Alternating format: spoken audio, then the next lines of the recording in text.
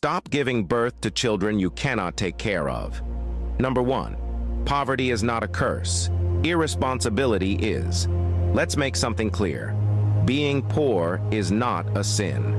But remaining irresponsible while bringing more mouths you can't feed is wickedness.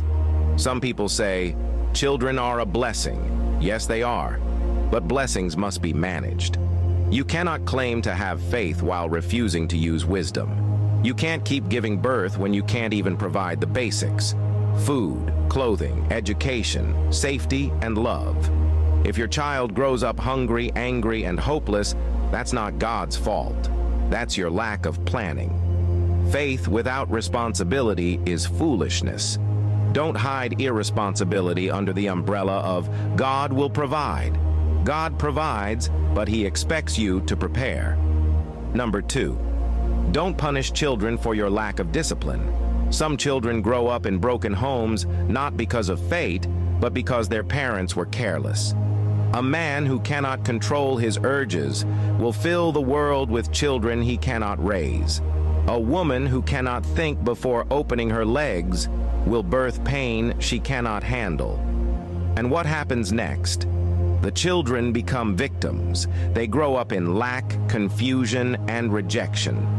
Some are abandoned, some are pushed into the streets, some are trafficked, some become criminals, all because 2 adults wanted pleasure without preparation. Listen, your child is not supposed to suffer for your mistakes. You owe that child love, care, and protection. If you cannot provide those 3 things, stop producing what you cannot nurture. Number 3, it is not about quantity, it is about quality. It's not about how many children you have, it's about how well you can raise them. A man who has 2 well-trained, well-educated, and well-guided children is better than a man who has 10 hungry, broken, and uneducated ones. Some people think having many children is a sign of fruitfulness. Having well-raised, impactful children is the true definition of fruitfulness. Children are not investments for old age. They are destinies entrusted to you. When you bring a child into the world, you are shaping the next generation. So ask yourself, are you building a blessing or producing a burden? Number 4, some people don't need more children. They need more sense. Let's be brutally honest. Some people don't need another child. They need self-control.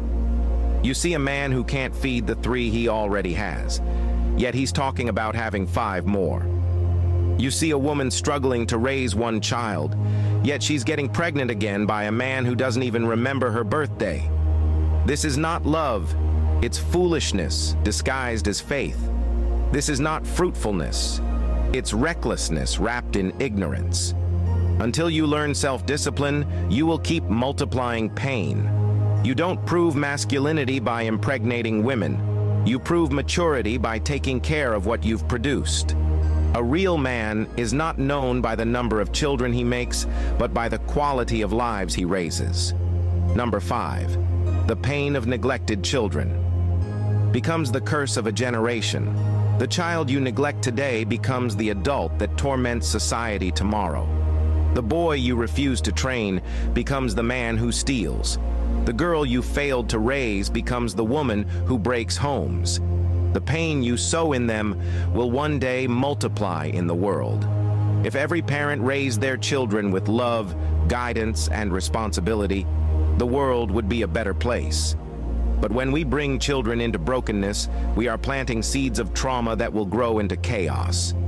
If you cannot give a child a stable home, emotional support, and moral direction, you are not reproducing. You are repeating disaster. Lastly, stop blaming God for what you caused. When children are starving, people say, God will make a way. When a child drops out of school, people say, it's destiny. No, it's not destiny. It's bad decision-making. God gave you a brain so you can plan. God gave you wisdom so you can prepare. God gave you control so you can manage your urges.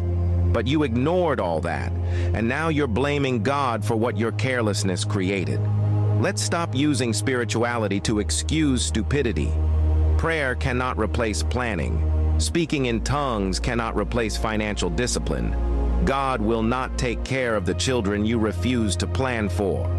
He will hold you accountable for how you treated the lives He entrusted to you. If you are not following me, you may not see me again. Like and follow this page for more amazing contents like this.